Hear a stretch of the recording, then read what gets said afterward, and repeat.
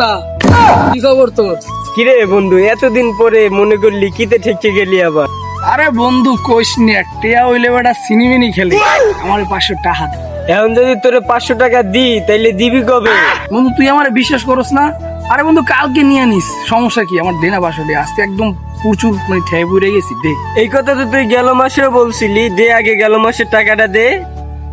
মেজাজটা তো খারাপ করিয়া লাগবে না তোর টিয়া পুরো বেড়া।